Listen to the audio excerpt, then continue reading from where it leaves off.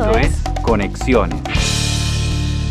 Arrancamos con una breve historia, si se quiere, de nuestro derecho laboral argentino, comenzando allá por 1905 con Joaquín B. González y la primer normativa, si se quiere, que se registra en Argentina, que es la ley 4661, sancionada, como les decíamos, en 1905. Primera ley obrera, si se quiere, y fue el inicio de todo lo que vino después. Alegría, alegría. Tal cual, Leandro. Aguinaldo es alegría, cantan virtualmente. Felices de cobrar el aguinaldo. La segunda ley, así a nivel masivo y sancionada, fue en 1907 y fue la ley 5.291, regulatoria del trabajo de mujeres y niñas, y también se creó en conjunto en ese año el Departamento Nacional de Trabajo, que fue como la semillita del actual Ministerio de Trabajo. Y de esta forma Argentina fue uno de los primeros países en el mundo en tener un departamento estatal especialmente para tratar las cuestiones relacionadas al trabajo. Bien, me faltó decirte, Pau, que lo que estableció en 1905 fue el descanso dominical, que se ve que para la gente que empleaba a otra gente no le era muy necesario el descanso, por lo menos del domingo. No, desde claro. esa base arrancamos. Bien, No, ya no. después, en 1915, estuvimos de la ley de accidentes de trabajo y enfermedades profesionales, que fue la 9688, que fue precursora de la que hoy actualmente tenemos, que es la ley de riesgo de trabajo. Muy bien, después sigue la ley que se sancionó en el año 1929, que fue la 11.544, la cual reguló la duración de la jornada laboral y que hoy queremos que se vuelva a modificar por esas 4 horas por las que tenemos que pelear. En el 33 se sancionó la ley 11.723, que trataba de indemnizaciones y vacaciones pagas, o sea que hasta el 33, hace menos de 100 años, por ejemplo, no teníamos vacaciones pagas. O sea que si nos queríamos tomar un descanso, había que bancarlo con el bolsillo propio. No descanses, Leandro, basta de descansar. ¿Qué es eso? En el 34 se sancionó la ley 11.933 que traía la protección a las madres, o sea, había una licencia que es la que sigue vigente hasta el día de hoy, que también, igual dicho sea de paso, debería ser modificada, pero que obliga a que las mujeres que están teniendo hijes puedan tener una licencia obligatoria. Hermoso. En el 53 ya tuvimos una ley que amamos, que es la 14.250 de Convenio Colectivo de Trabajo, que aún se encuentra vigente con varias modificaciones, obviamente, de por medio. En el 74 tenemos la estrellita para nosotros, la que llevamos tatuada, la 20744, que es la ley de contrato de trabajo, que rige este tipo de situaciones como las nuestras. Está firmando Genex. Nos permite meter ya en un convenio que es un poco mejor incluso de esa base que tenemos de la ley de contrato de trabajo. Y te dejo las últimas, Pau, desde el 88, la que regula la actividad interna de las asociaciones sindicales, la ley de asociaciones sindicales conocida más formalmente. Y lo último es tuyo. Que es la 23.551. Después, en el año 91, tenemos la Ley Nacional de Empleo, que es la 24.013, que tiene como fines la promoción del empleo, la regulación del trabajo no registrado y la protección de los trabajadores desempleados. Y ya para el año 2000 tenemos la creación de la Ley 25.323, que duplica la indemnización por los casos de trabajo no registrado. Y me estoy olvidando de una, que es en el 2004, se sancionó la Ley de Ordenamiento Laboral, que vino a regular diversos aspectos de la Ley de Contrato de Trabajo que anteriormente mencionó Leandro. Bien. Hecho este repaso rapidito, en algún otro momento seguramente tengamos un espacio para hacerlo con más tiempo, pero yendo a la orden del día, empezamos a repasar cómo llegamos a disfrutar del aguinaldo, porque también siempre cuando llegan estos meses hay mucha discusión. Si te parece, empezamos ese repaso, Pau. Dale. Bueno, en Argentina la costumbre de pagar aguinaldo comenzó como una iniciativa privada en el año 1880, cuando algunos comerciantes reconocieron, entre comillas, el buen trabajo desempeñado de sus empleados a fin de ese año, pero en ese entonces las retribuciones eran arbitrarias y variaban de acuerdo al humor de cada patrón. Similar para quienes estamos fuera de convenio en la actualidad. Y fueron las primeras agrupaciones de recolectores de residuos y de canillitas las que empezaron a recorrer los barrios pidiendo el aguinaldo, bendito aguinaldo, con la llegada de las fiestas. Bien, en la calle ahí, vociferando, a los gritos pidiendo Siempre. por el aguinaldo. Ya en 1910 hay un antecedente que se llamó aguinaldo centenario, que se pagó en Buenos Aires, lo que era el municipio en ese momento de Buenos Aires, solamente a sus empleados como un mes extra. En el 24, en la provincia de Jujuy se sancionó una ley provincial, que también se puede tomar como un antecedente, que realizó un pago especial, pero solamente para el personal de servicio y ordenanzas de la administración. Se les asignaba medio mes de sueldo, imputando el gasto de rentas generales. O sea que hasta ahí tenemos algunos puchitos, pero no había Algo se asomaba. algún antecedente que podemos llegar a nombrar. Algunos lo toman como el antecedente para decir que no lo inventó, entre comillas, Perón. Pero bueno, Exacto. llegamos al 45. Ahí, estábamos ahí. Llegamos al 45 y bajo la presidencia de Edelmiro Farrell, Juan Domingo Perón, se hizo cargo de la vicepresidencia y también del Ministerio de Guerra y de la Secretaría de Trabajo y Previsión. Para el 8 de octubre de ese mismo año,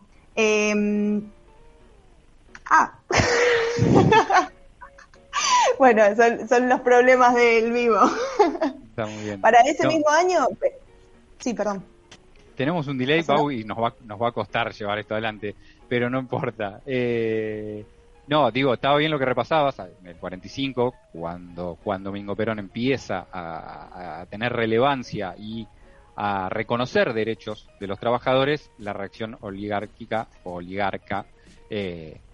terminó con la forzada renuncia de Perón, y a los pocos días, obviamente que lo metieron preso. Bueno, la historia conocida, pero lo importante, si se quiere, de esa fecha, que obviamente al repasar alguna noticia de Clarín en estos días, lo presentaba Clarín como debido a presiones de diferentes sectores, decía, cuando hablaba del encarcelamiento de Juan Domingo Perón. Muy light, solapado. Pero bueno, antes de irse hubo un discurso medio improvisado para los trabajadores, muy memorable, que fue el día 10, si no me equivoco, y dejó firmado ahí, y dio a conocer mientras hablaba, un decreto que refería a un aumento de sueldos y de salarios, a la implantación del salario mínimo vital y móvil, en ese momento móvil, vital y básico, y la participación en la ganancia. 2 días después, lo que decíamos, el 12 de octubre, es detenido y luego lo trasladan a la isla Martín García, y luego llegó la manifestación mítica en nuestra historia, que fue el popular 17 de octubre. No vamos a hacer demasiado hincapié, quizá en algún otro momento lo tomemos, pero fue lo que en definitiva terminó liberando al líder. Tal cual. Ya después pasamos directo para el 20 de diciembre del 45. ¿Vos querías mencionar algo más en el medio, Lean? No, que metele ya con la promulgación de ese decreto, que es lo que estamos esperando ansioso, de cuándo apareció el aguinaldo. Bueno, la promulgación efectiva de este decreto 33.302 del 45 fue el 20 de diciembre de 1945, que no solo estableció el aguinaldo, sino también las vacaciones pagas e indemnización por despidos injustificados. También se creó en ese mismo momento el Instituto Nacional de Remuneraciones, que entre otras funciones tenía la de fijar el salario mínimo e implementar el sueldo anual complementario, el famoso y bendito aguinaldo. Bien, pero eso no fue todo, vino con chapa, no era solo el aguinaldo. Exacto. Como repasamos, teníamos un par de derechos más. Si bien obviamente los sectores populares festejaron y mucho, no le cayó muy bien a los sectores patronales. Incluso hay una frase que cuenta el mito, no llegué a corroborarla, pero está bueno por ahí traerlo, quien lo corrobore lo avisa, que Jorge Luis Borges, conocido, ¿no?, por su antiperonismo, más conocido por otras cosas, ¿no?, pero se conocía esa faceta, hablaba de lo absurdo que significaba suponer que el año tenía 13 meses, porque estaban hablando justamente del aguinaldo como el salario número 13, y la reacción de la Unión Industrial, la Bolsa de Comercio, fue sostener la ilegalidad de esta medida, y que era imposible, mencionaban, no sé si te suena, que era imposible aplicarla. Y unos días después, con algunos que otro movimiento, resolvieron impulsar una medida de lockout por 3 días en todo el país, del 14 al 16 de enero de 1946. Recordemos que se había sancionado el decreto, como bien decías, el diciembre del 45. O sea, no tardaron mucho en querer frenar el país para que no se aplique. No, tal cual. Y qué raro esto, ¿no? De los empresarios queriendo frenar por izquierda las medidas que benefician al grupo trabajador, ¿no? Qué raro. Pero bueno, más de lo mismo, y esto es una cuestión histórica que como vemos acá viene hace mucho. Y bueno, como nos venías contando, los empresarios paralizaron el país durante 3 días mientras los trabajadores se movilizaban y realizaron varios paros reclamando que se respetara lo establecido por el decreto promulgado por Perón, y se hiciera efectivo el pago del aguinaldo, porque hasta estaba en suspenso justamente por la movilización de la patronal. Exactamente, la movilización del pueblo trabajador fue el que en definitiva consiguió que esto se aplique y finalmente lo pudimos disfrutar. Bien. Exacto. Pero para hablar de esto, Pau, tenemos a alguien que está un poco mejor preparado que nosotros, que conoce del tema. Lo tenemos enganchado hace unos minutos, le pedimos disculpas y pasamos a darle el espacio al cual lo invitábamos. Hablamos de Guillermo Gianivelli, abogado laboralista de asociaciones sindicales y profesor de Derecho del Trabajo en la Universidad de Buenos Aires. Bienvenido, Guillermo, muy buenas noches. ¿Cómo estás? Hola, Leandro. Hola, Pau. ¿Cómo están? Bien, un placer, Guille, que estés aquí con nosotros. Perdón por hacerte esperar, la virtualidad a veces no nos permite darnos cuenta que ya estaba conectado, pero bueno, queríamos aprovecharte en estas fechas haciendo este repaso para que nos ilumines un poco desde tu conocimiento y preguntarte, como para romper el hielo. Imagino que esta historia donde se sancionaron estos derechos del decreto, luego se convirtió en ley y demás, lo habrás estudiado y mucho y lo habrás enseñado en la facultad. ¿Cuáles son los datos coyunturales que más te llaman la atención de ese momento histórico donde se consiguen establecer estos derechos? Bueno, por lo que estaba escuchando, esta noche se han puesto muy historiográficos y han hecho un repaso largo de distintos hitos de la legislación obrera, como podríamos llamar, o como se llamaba en aquellos principios del siglo pasado. Y además ese repaso largo, porque lo hicieron desde los orígenes e incluso llegaron hasta el 2004 con la ley 5.877, bueno, permite ver el trasfondo, el horizonte sobre el que se producen lo que terminan siendo legislación, normas, derechos, y que en el fondo lo que discurre es sobre una disputa histórica entre el capital y el trabajo, entre los trabajadores y los empresarios, entre el Estado en sus distintos momentos en que toma una posición para un sector u otro. Así que siempre viene bien mirar el proceso histórico. Y siempre viene bien mirar el proceso histórico desde los trabajadores en términos de las conquistas. Claro, uno puede pensar, ¿es lo mismo ese origen de normas, de decretos, de derechos del principio del siglo pasado, en donde nace con una impronta muy paternalista, previo a la irrupción de Perón en la Secretaría de Trabajo y Previsión, y luego del peronismo como gran movimiento histórico, político y social, al menos de nuestro país, que lo que fue el proceso ya a partir del 45 con el peronismo en el gobierno, o de lo que fue Pau nombraba la ley 24.013, la ley de empleo en los 90 con el menemismo, de la ley 2577 del 2004, que es una ley que repone derechos saliendo de la llamada ley Banelco, sancionada en las postrimerías del siglo 20 en el gobierno de la Rúa. Bueno, en todos esos momentos históricos hay evidentemente expresiones de poder, de relaciones de poder. Lo que debemos mirar desde los trabajadores y desde las organizaciones sociales y sindicales es cómo construimos ese poder para lograr esos hitos que, vuelvo a señalar, son derechos conquistados, arrebatados, que han sido logrados en función de la lucha y de la organización.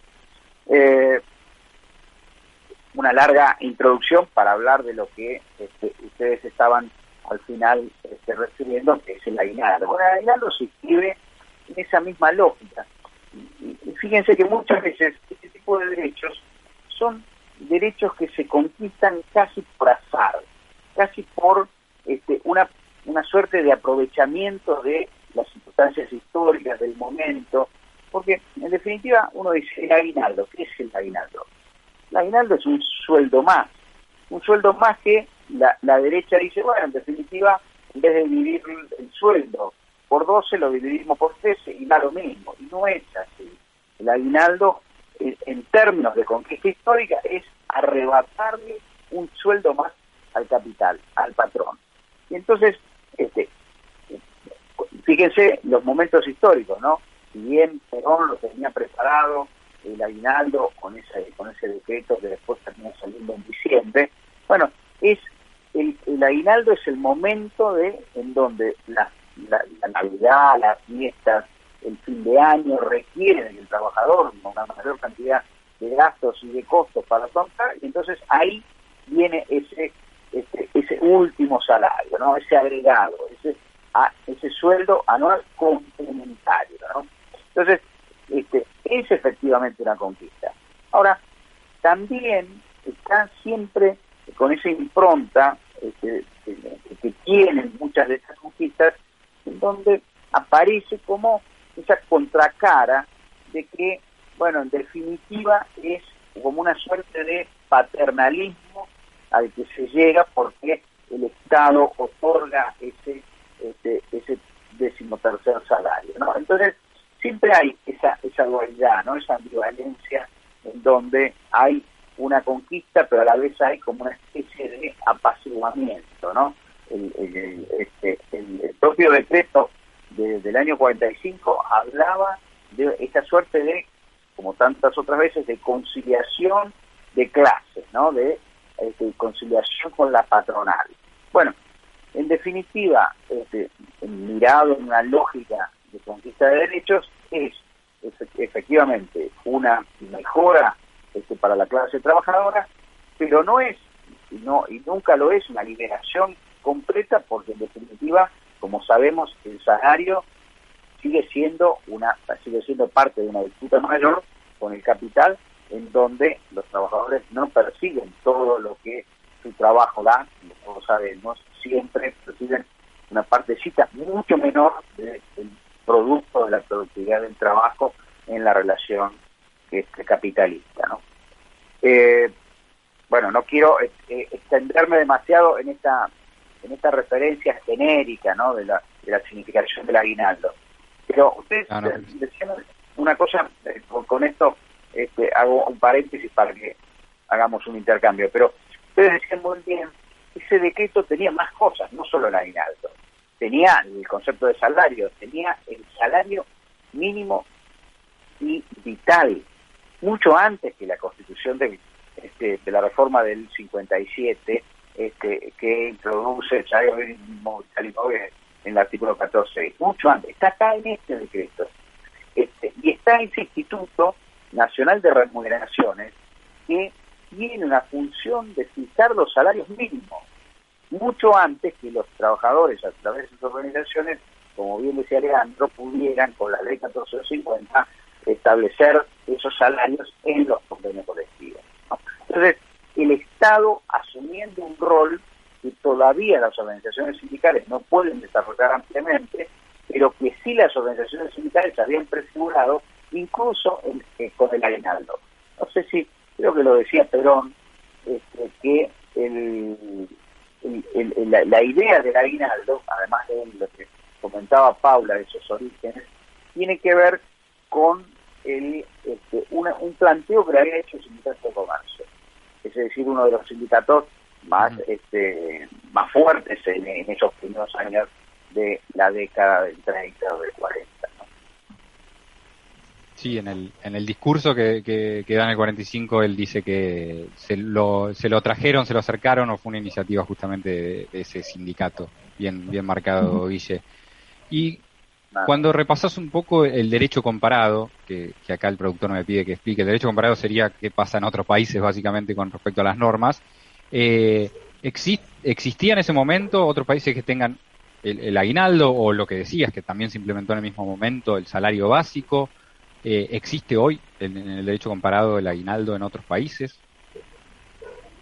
Sí, existe en algunos países, no generalizado, y bajo distintas modalidades, pero sí está, el que más tengo presente es el sistema italiano, que tiene esa 13ª paga, como le llaman, en el derecho latinoamericano, México, como nuestra referencia, México, que es efectivamente la inauguración de este movimiento de construccionismo social, del cual se impregnan buena parte de estas normas en todo el resto de los países.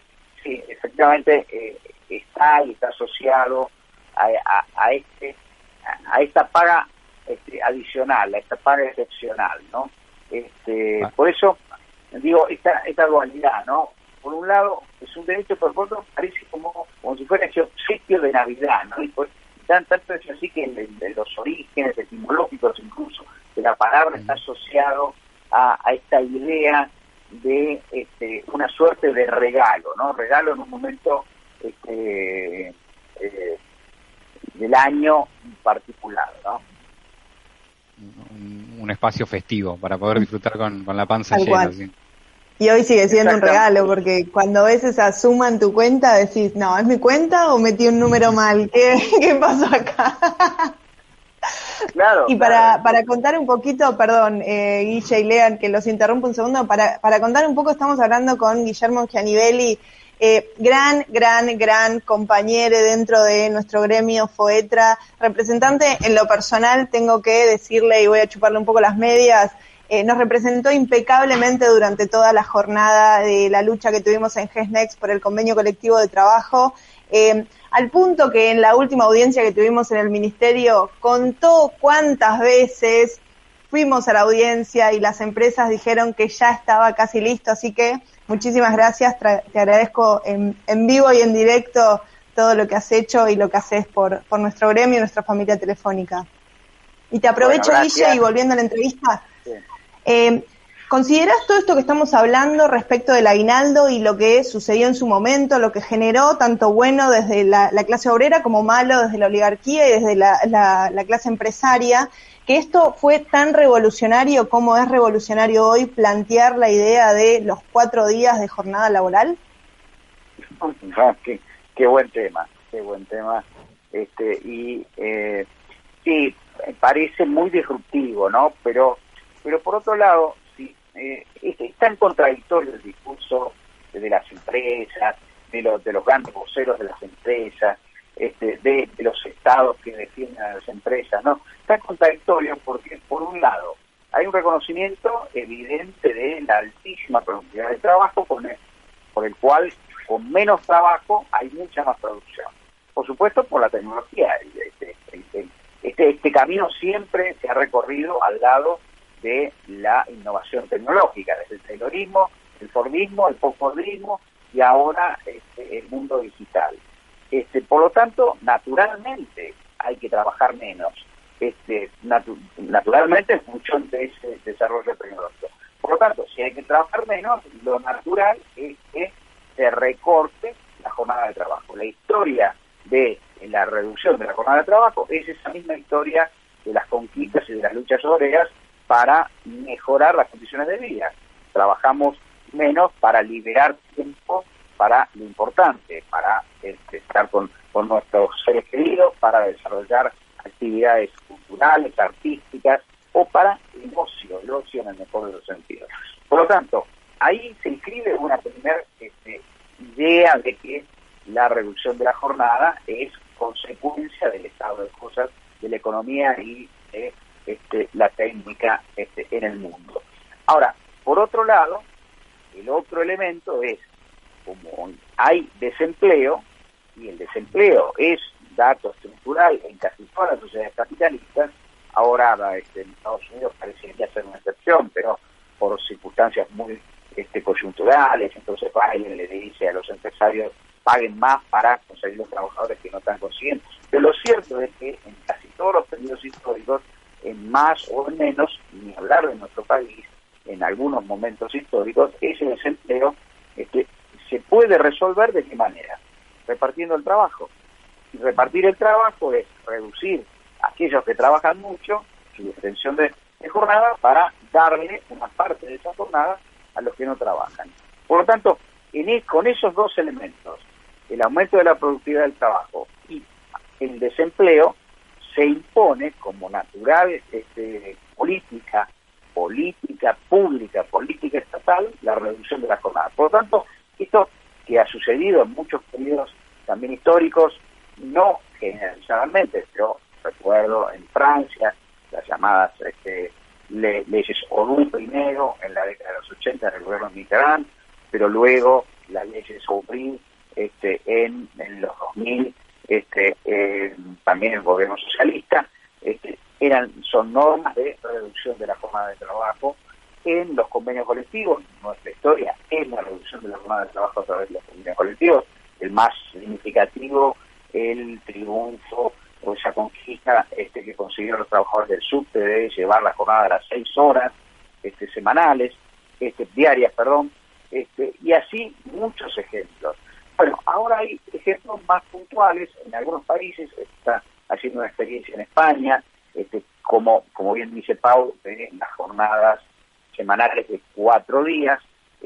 Por lo tanto, es algo que hay que empezar a mirar. Y hay que empezar a mirar y hay que empezar a politizar desde nuestro lugar. Siempre con la misma idea de que la reducción de jornada no implica reducción de salario, porque si no, estaríamos haciendo el juego claramente al capital. Lo que estamos hablando es de redistribución de la productividad del trabajo, de la adquisición de la tecnología, no solamente por el capital, sino distribuida por los trabajadores, y de redistribución del tiempo excedente, es decir, excedente que sea administrado y aprovechado cada vez por más trabajadores, no en la alienación de una sobrejornada, incluso más allá de las 48 semanales. Impecable. Y Guille, ya para no robarte más tiempo, yo lo he escuchado en tu voz porque tuve el placer de ser alumno de Derecho Laboral, pero hablabas particularmente de que fue como lanzar una piedra ese aguinaldo, el salario básico en su momento por Perón, muy inteligentemente, incluso desde lo estratégico, pero no deja de ser una conquista y que en la calle se salió a bancar para que se aplique. Y te consulto, la conquista de los derechos laborales en su historia y en lo que nos resta y en la pelea que vamos a dar, ¿se alcanzan con la asunción de las normas o requieren necesariamente el respaldo de la clase trabajadora para que sean efectivos? Mira, lo hemos mencionado esta noche mucho a Perón, ¿no? Y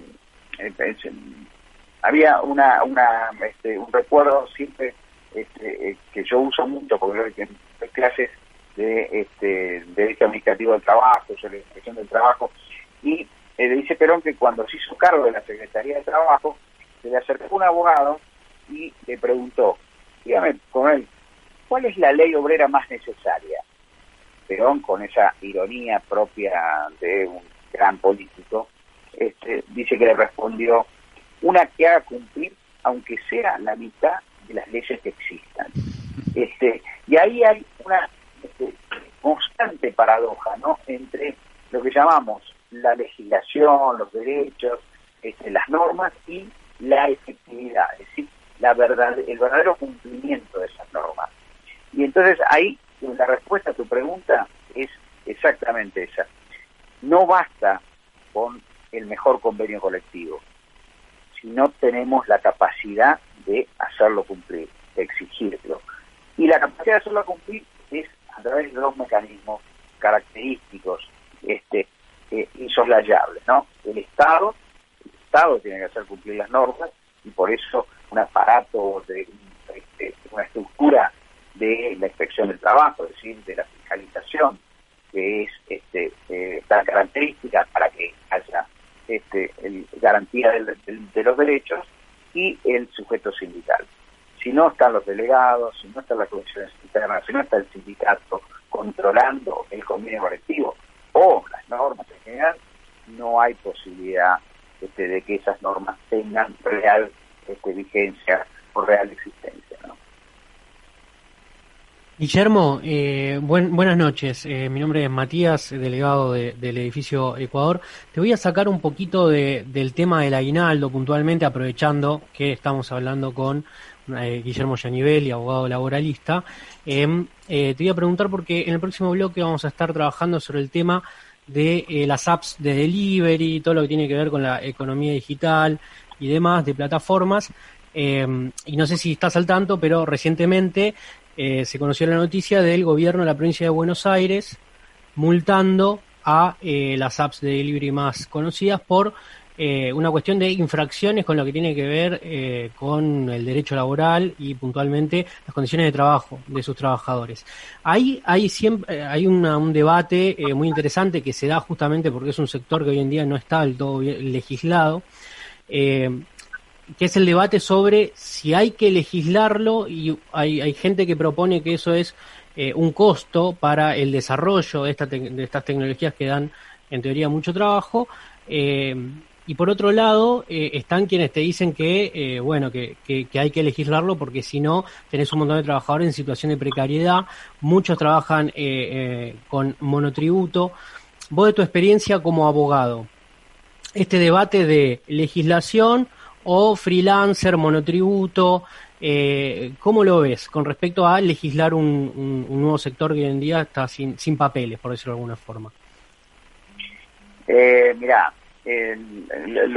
la noticia reciente de las multas aplicadas por el gobierno de la provincia es interesante, es adecuada, quizás no es lo oportuna que debe ser, porque esto la explotación a través del trabajo en plataforma las estamos viendo especialmente desde que se produjo la pandemia de un modo exponencial. Y la pregunta está bien encaminada. ¿Por qué? Porque uno hoy, con el derecho vigente, esos trabajadores son trabajadores dependientes, no hay duda de esto. Claro, lo que ocurre es que para que le reconozcan el carácter de trabajador dependiente y por lo tanto se declare que el monotributo es un encubrimiento, un fraude, una elusión de las normas, tiene que hacer un juicio. Tiene que hacer un juicio que por lo pronto en la ciudad de Buenos Aires le puede durar 3 o 4 años, para obtener una mísera indemnización al final de ese proceso.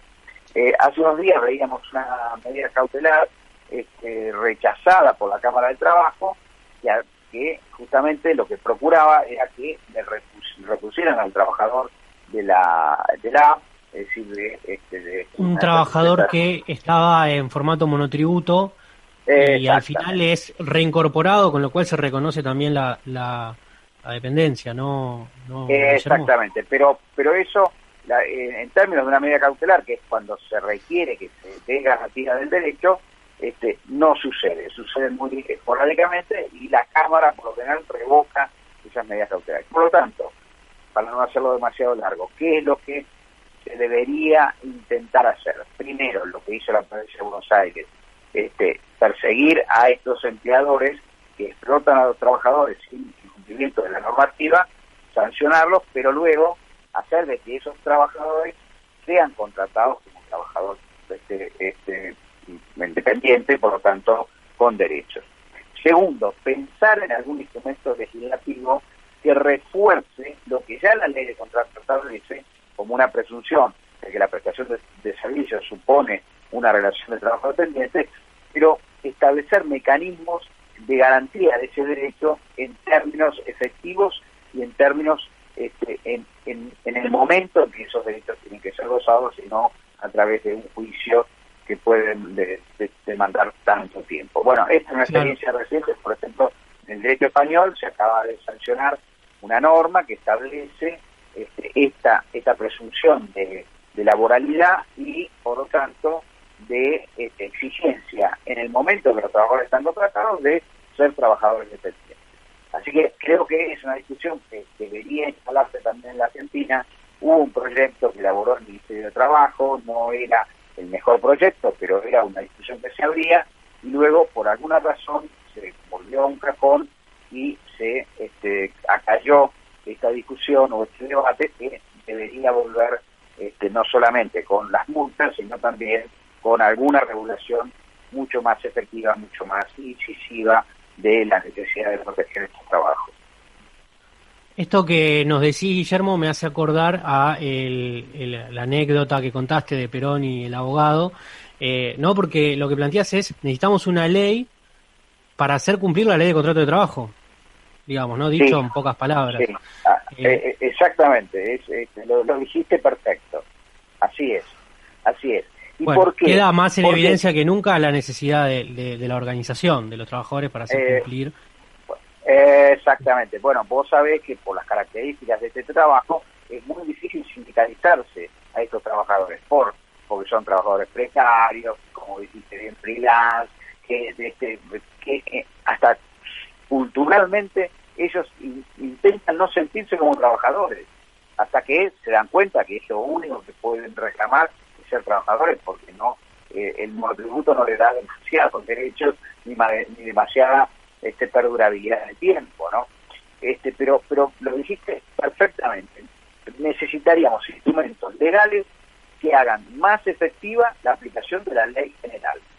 Por lo tanto, no regular distintos, sino regular como un trabajador más, pero con instrumentos de garantía y de exigibilidad en el tiempo que se requiere que esos derechos sean gozados por los trabajadores, ¿no?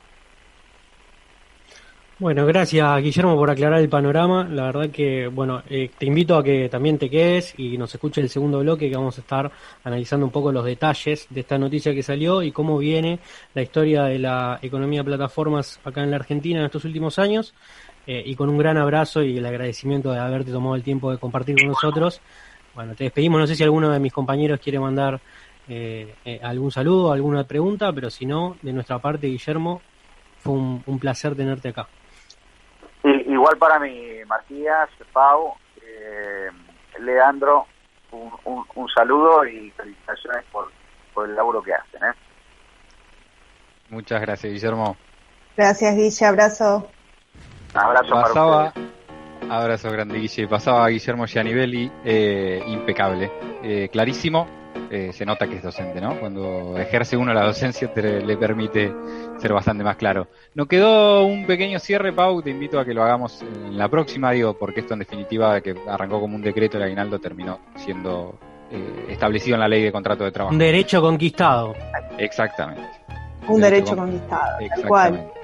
Y estaba bueno el cierre que hacía Guille, de por más normas que tengamos, si la única forma de hacerla valer para mantener el laburo es a través de la organización sindical. Si no, en lo individual se pelea por el pucho, en un juicio laboral que se cobra a 4 años por lo menos, con la justicia que hoy tenemos en día. Bien, no sé si les habrá gustado, yo la disfruté mucho a esta columna, a este repaso histórico. Vamos a empezar oficialmente a militar la semana laboral de 4 días para todas y para todes. Esto es Conexiones. Es por abajo.